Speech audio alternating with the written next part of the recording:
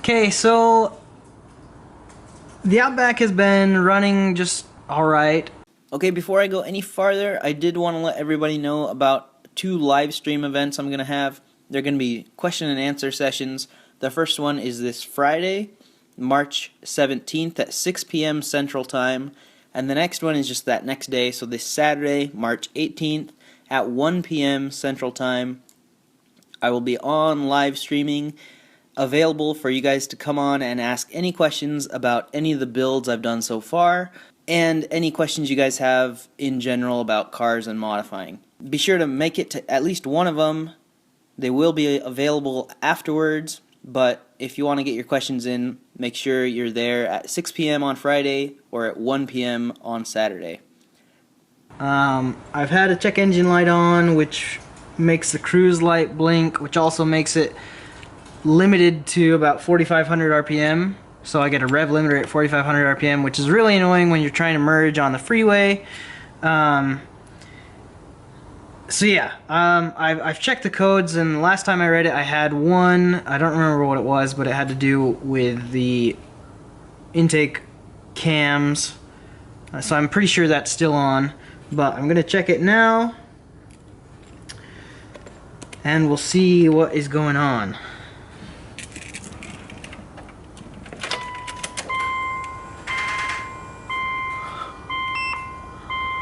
So we go into diagnostics,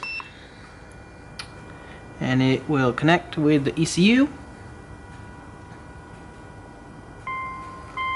I'm not going to erase the previous data. 6 codes. There are 6 codes on.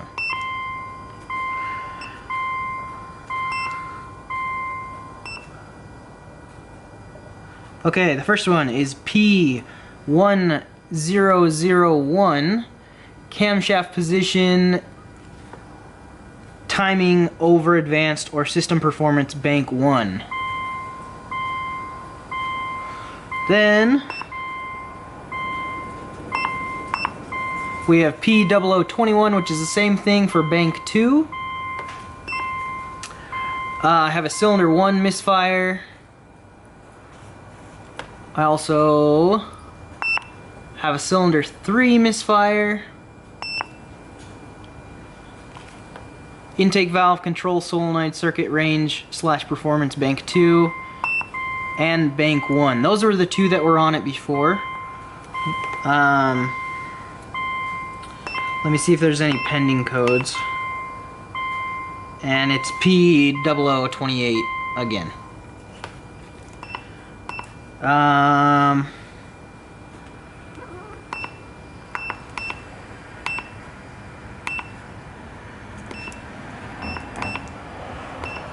Well, I don't have any codes in my transmission, so that's a plus.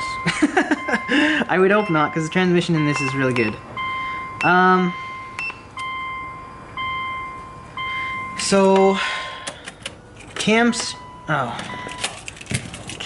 position over timing, or camshaft position timing over advanced on bank 1 and bank 2.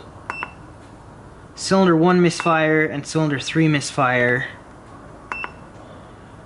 And then intake valve control solenoid circuit, bank 1 and bank 2.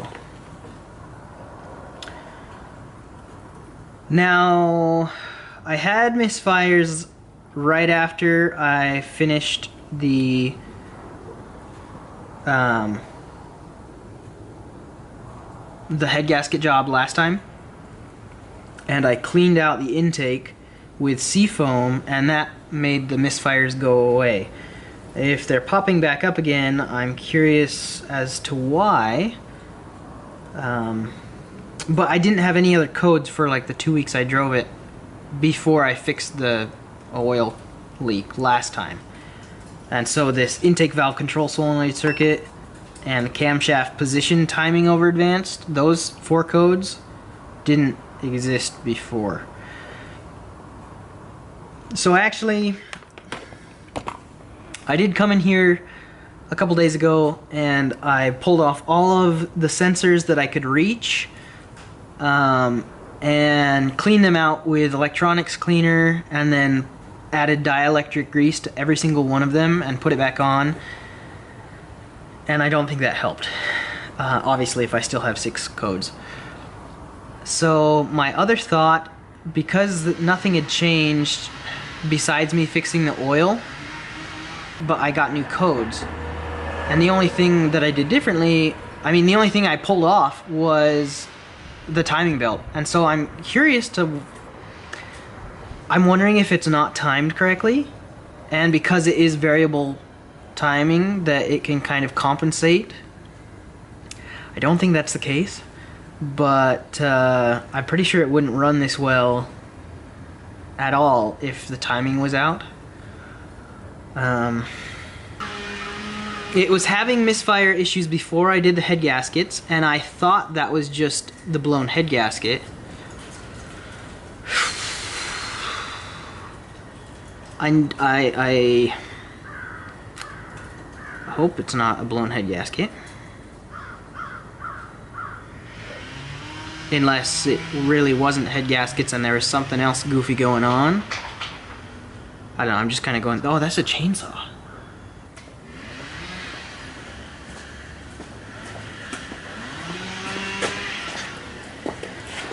Yeah, a guy's chopping down a tree a couple houses over. That's unfortunately annoying. Anyway, I have no idea what's going on with the engine, and I would be scared to say that it's a head gasket issue still. Obviously I'm gonna have to pull the plugs to do a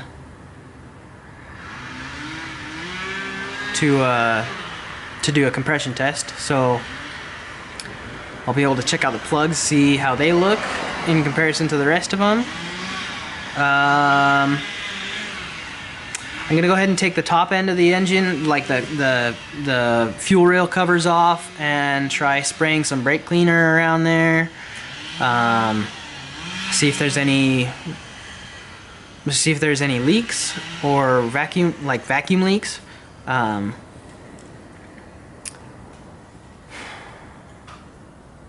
Mostly I'm just kind of at a loss because the car runs just fine. I haven't had any issues overheating.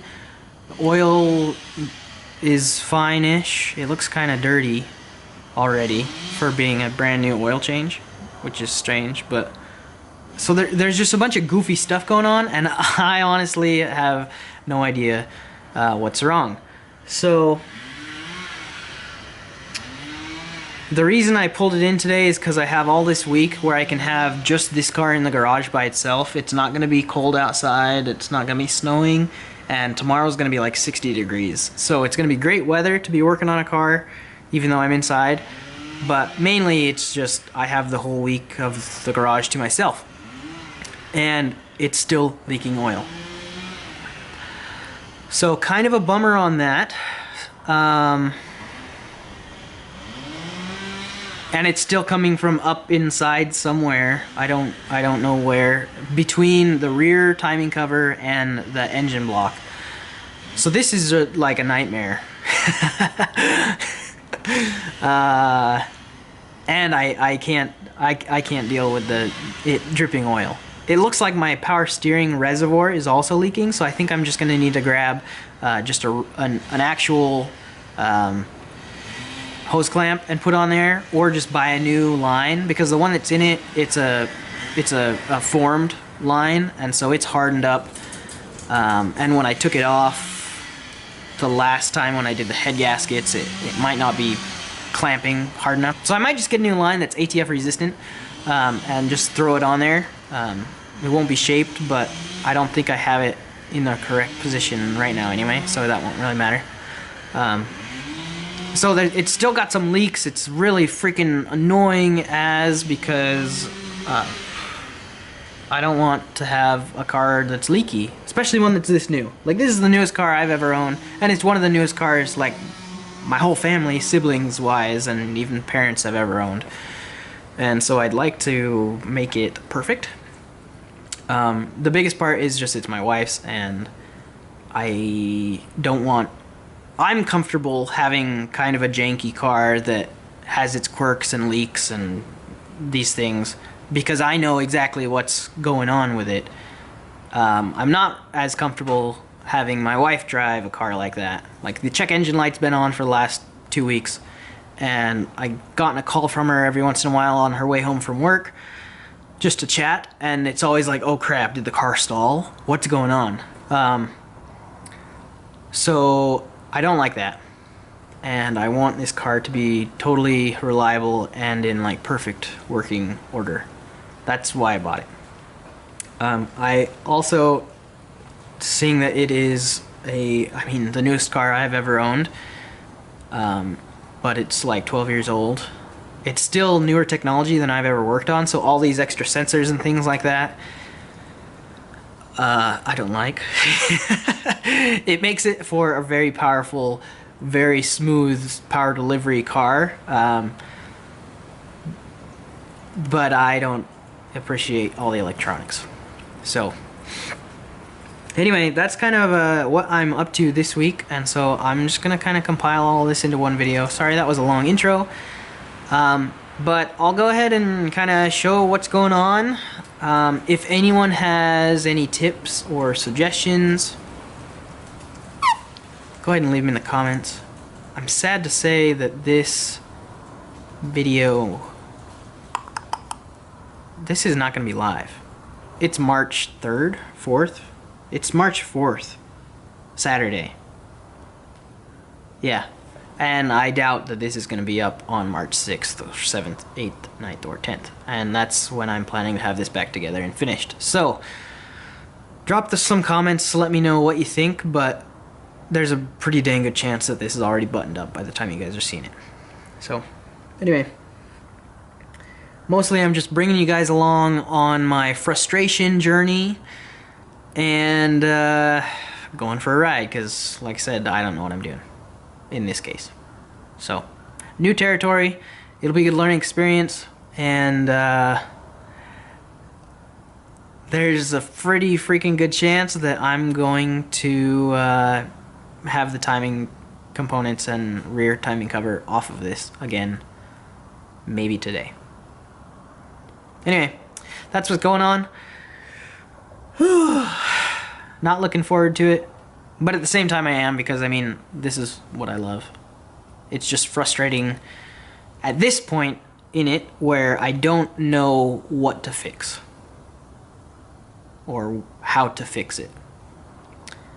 I'm sure with all the research I do, I'll be able to figure it out, but at this point it's annoying and discouraging, but at the same time it's kind of an adventure. So I don't know. I'm gonna stop talking and go suit up so I can get dirty and go ahead and start pulling things apart in the engine. Woohoo! Okay, so it's Monday now, and Saturday I was able to pull all the plugs out and kind of get the top part of the engine taken apart. I pulled off the fuel rail covers and sprayed brake cleaner all over the place. It doesn't look like my fuel injectors are leaking or anything. It doesn't look like there's any vacuum leaks, but when I pulled the oil cap off, there was milkshake inside the oil cap. When I opened up the radiator cap, there's no coolant in it. And then when I pull the spark plugs, that's what I see. So this is cylinder 1, 3, and 5.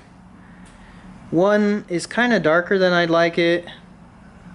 3 is clean, and 5 looks normal. When I kind of flicked it down onto the table, water came out from up in here, and so I think I got another head gasket issue. Really kind of disappointing and freaked me out, basically. I had like the whole reaction where, what the crap, just I want to get rid of this car kind of a thing. And that, I think, is basically everybody's immediate reaction when you do a ton of work to your car and then it starts doing the exact same thing it was doing before. Luckily, I had some time. I mean, I knew I wasn't going to get rid of this car. and I knew I couldn't sell it with a blown head gasket again because I wouldn't be able to make any money on it, and it would just be a waste. And I really like the car. I want to keep the car, and so rationally thinking about it, a new head gasket, if I just buy one head gasket and just the gasket, is 30 bucks, and new head bolts are like 40 bucks. So about $75, $80 in parts, and I'm so familiar with doing it all, I could do it really quickly. So this time I want to do it right. Last time I was in a hurry, and I didn't need to be in a hurry. Besides using my cousin's shop, there was no reason to have this car running immediately. And so this time I'm gonna make sure I do it correctly. Last time I kind of skipped out on actually measuring the heads before and after I resurfaced them, and that was a big, at least right now I'm thinking that was a big mistake. This time I'm gonna spend some time. I'm gonna obviously measure the heads. If they're real out of whack, I'm gonna take them to a machine shop and have them inspect them and resurface them. I think though that I'll still be able to resurface them here in the garage. At least I'm hoping to be able to. So I went to the store and I rented a compression tester and a radiator pressure tester. I figured I might as well rent the radiator compression tester because it would be nice to see. I mean, maybe the coolant is just down because it's leaking somewhere else that I don't know. I don't really see that as being the case because there's water in cylinder 3, which makes sense why cylinder 3 is misfiring and why I have a crunchy idle. I also had time yesterday on Sunday to do a ton of research and figure out kind of a plan of attack. I'm gonna tackle the head gasket first, if it's a head gasket. I obviously don't know what else it would be. It seems like a head gasket to me. And I just didn't, you know, that was my fault. I didn't do it well enough. It was really cold outside. I was rushed. I was in somebody else. I was using someone else's shop, and mostly just I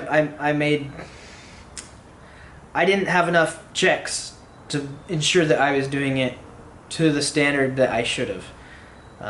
And I mean, this is the first time I've done this on a 6-cylinder, and so that number 3 cylinder, there's a lot more warpage that can happen with a bigger head. The 4-cylinder just has the 2 cylinders on each side, and there's not a lot you can do wrong with the 4-cylinder.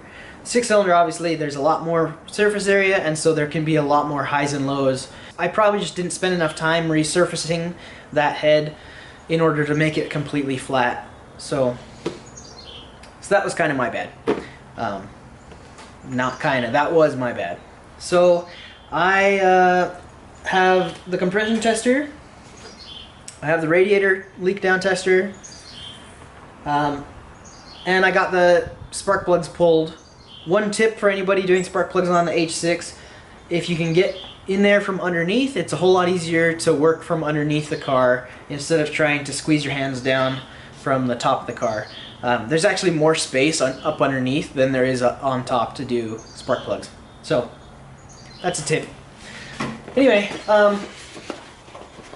I rented this from my local parts store, just O'Reilly's. It's like 45 bucks to rent it. They give you 48 hours, and if you need more time, they'll give you more time. Basically, you buy it and then you go and return it to the store, and they don't charge you anything. So it just comes with the pressure gauge, a little hose, and then the actual spark plug adapter that screws in. So the instructions on here are saying to do this with the engine hot. That may or may not be the case. I mean, compression testers are kind of not that great, just because you might not have a leak. You might not have a head gasket leak when it's cold. You might not have a head gasket leak when it's hot. So I'm gonna do this while it's cold and see what I can find out. I might go ahead and slam the spark plugs back in, start it up and run it, and pull the spark plugs out and try it again. We'll see. Hopefully this tells me something. And I mean, it would be good that it told me something, and it would be bad that it told me something. But we're just gonna kind of go through the process of diagnosing and fixing. So I figure this is the first step to diagnose the head gasket. If this doesn't work, I can do a leak down test. That might work better. I don't know, we'll see.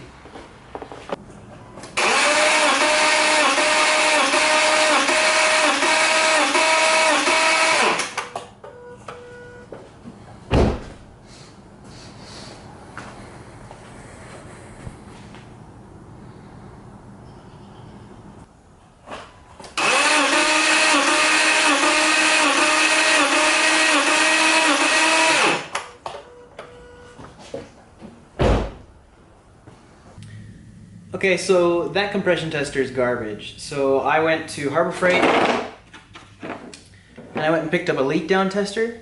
I figure this is going to be a better way to figure out what's going on instead of just a compression test. Because, yeah, cylinder 3 might have low compression. I don't think it has any piston ring issues, but if it does, I'll be able to know using this. Pretty sure it's a blown head gasket still, but by doing this I'll be able to isolate that a little better. So if any of you don't know what a leak down tester is, go ahead and YouTube it. Eric the Car Guy has a really comprehensive tutorial on how to use one.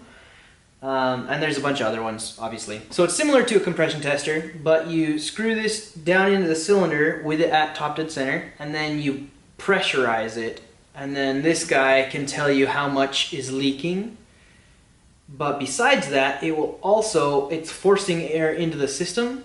And so it'll show you if it's like a bent valve or a burned valve, or if your rings are bad, or if your head gasket's leaking into your radiator. So depending on where the air that's leaking out of the cylinder is coming from, you can tell what's going on inside the cylinder a lot better than you can with just a compression tester.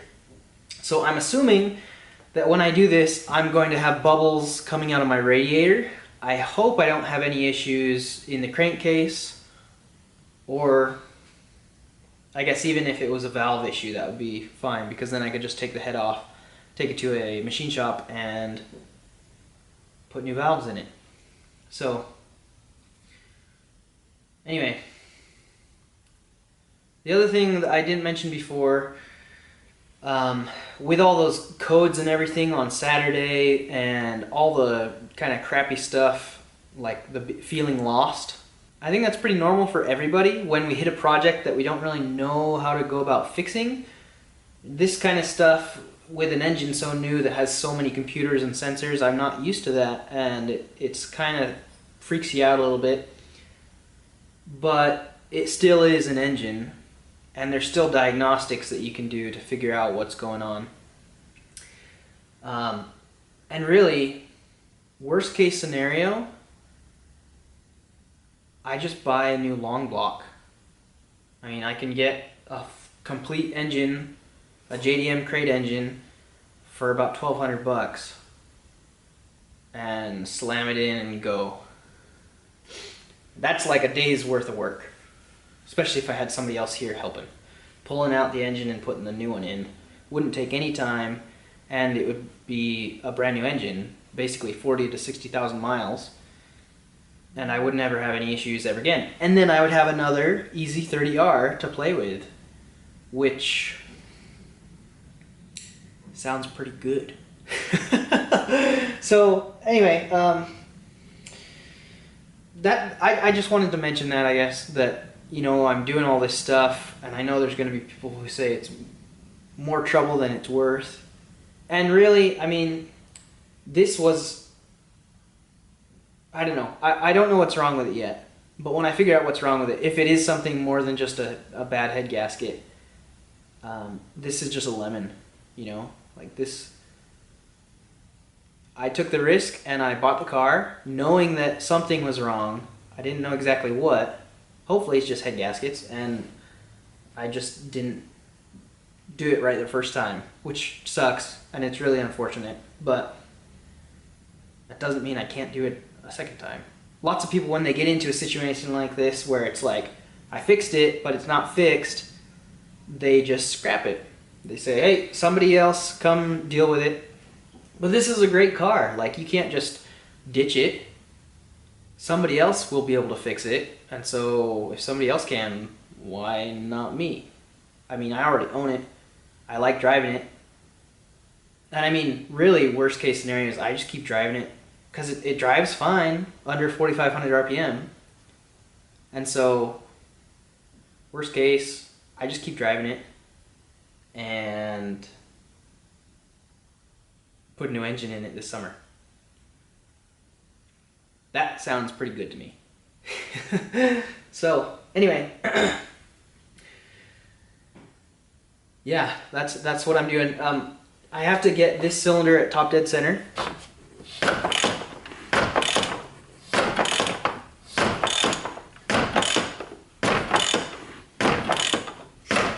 There we go.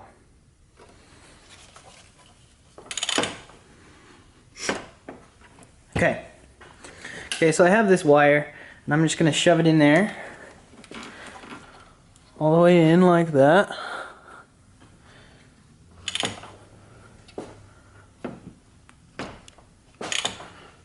And I can feel it pushing back on the wire. Okay. Right there's top dead center. And we have to calibrate it to the compressor. So, to calibrate it, we want this to be at 0.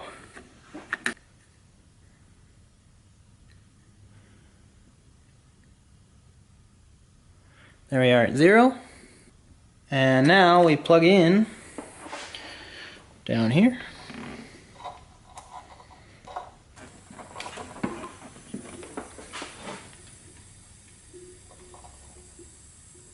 So just looking at the gauge, you can see that we're at like 50%, which is bad.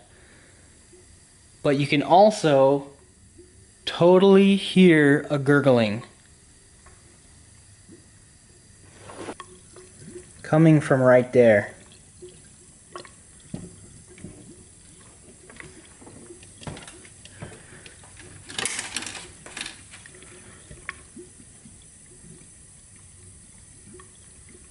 Yeah, so that's totally just bubbly, bubbly, bubbly.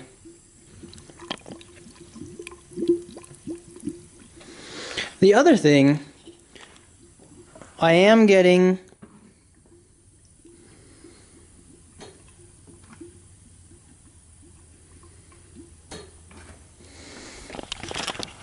some coming out of the crankcase. Now I think that's okay just because you're going to have that gap in your piston rings, so it needs to kind of go down in there. I'm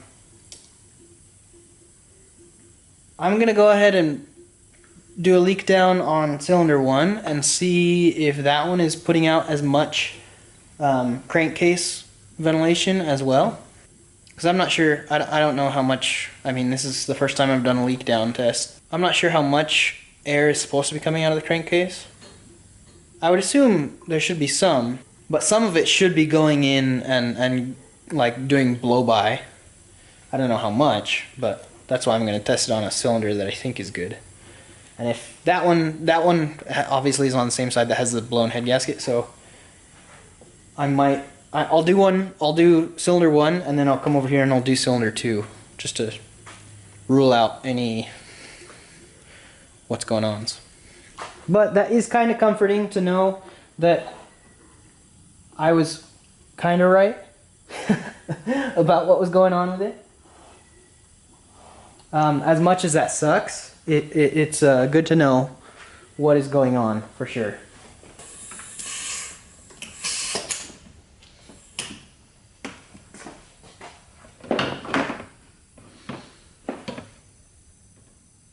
And that doesn't look super healthy either.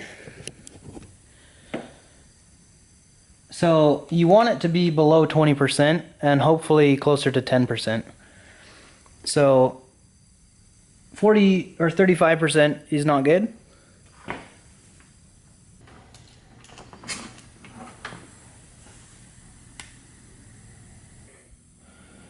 That one's at 40%, which is not that great at all, but I'm still getting a lot of blow-by. Okay, so this was a good diagnostic session, maybe? It answered some questions and it opened up a couple other questions. It's definitive that my number 3 cylinder is leaking. The head gasket is compromised. I'm getting major airflow from the compression chamber into the coolant system, and so that needs a new head gasket. I'm gonna go ahead and run inside and order a new gasket and head bolts, and I can go ahead and get going. This test did leave me kind of wondering as to the health of the engine.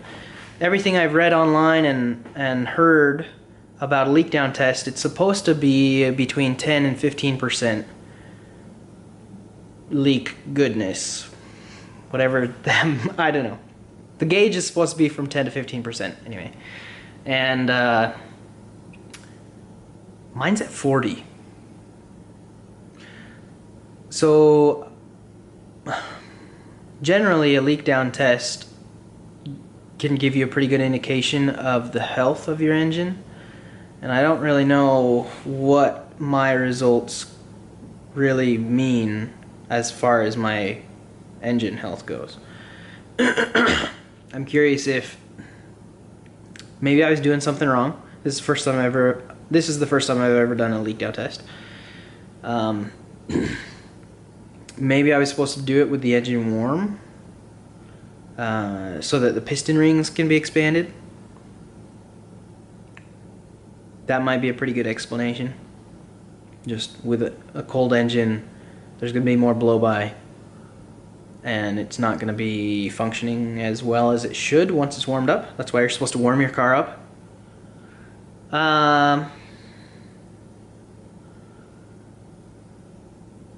It is not good, but useful to know that even though it's at 40, the other cylinders are at 40 as well, and so it doesn't seem like the engine would have as much power as it does if the piston rings were really faulted that bad. I don't know for sure, but I would assume that that much air getting past the piston rings or wherever it's going would have a more adverse effect than what I can tell right now. Because the only thing wrong with the engine right now is that it has a chunky idle because cylinder 3 is misfiring, and that's it. I'm sure if it would let me, if the ECU would let me get up past 4,500 RPM, because that's where it's limiting out, that I would, it drives fine. I mean, even under 4,500 RPM, it's got all the power, more power than my other one. So I'm not too concerned with the low readings on the other cylinders. I'm gonna go ahead and do it on cylinder 4 and see if I can get it in on 5 and 6, just to see what's going on.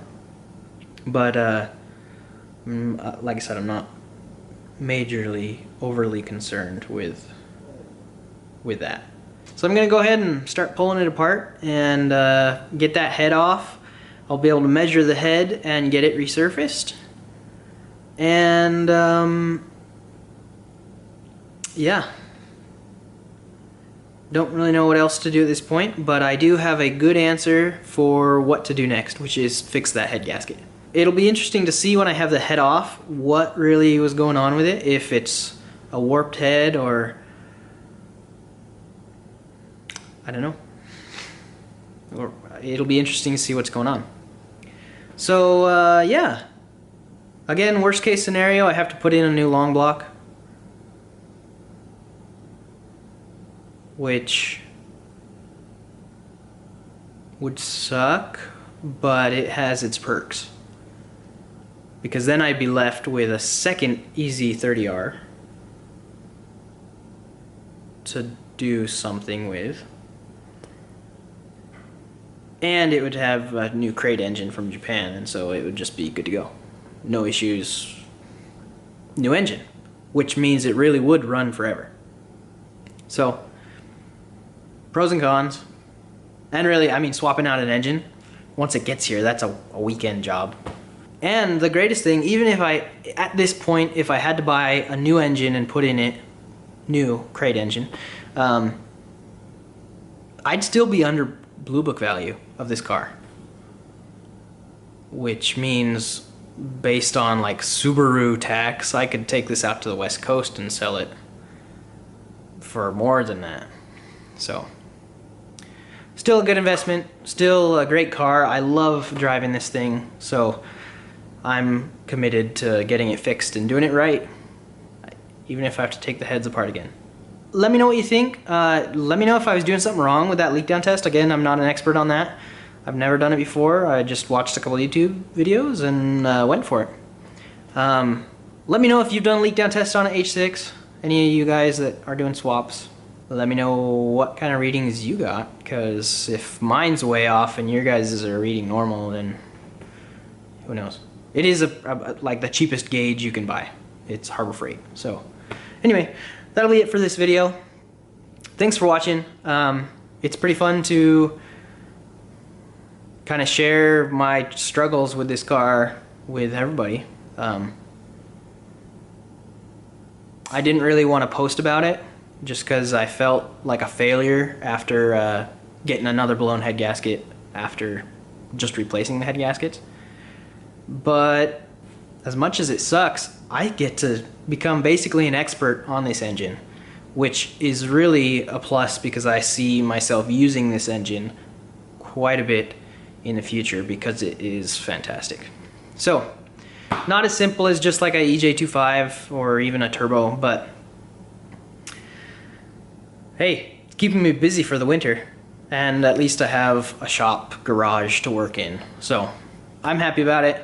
Go ahead and check out some of my other videos. I do have the episode where I put the auxiliary port in this, and so check that one out on how to install an auxiliary port in your own car, in any car. But yeah, hit the subscribe button, give me a thumbs up to give me some support, and stay tuned in another day or so when I get the head off, and I'll show you guys if it's warped or try and figure out what's going on. Anyway, thanks.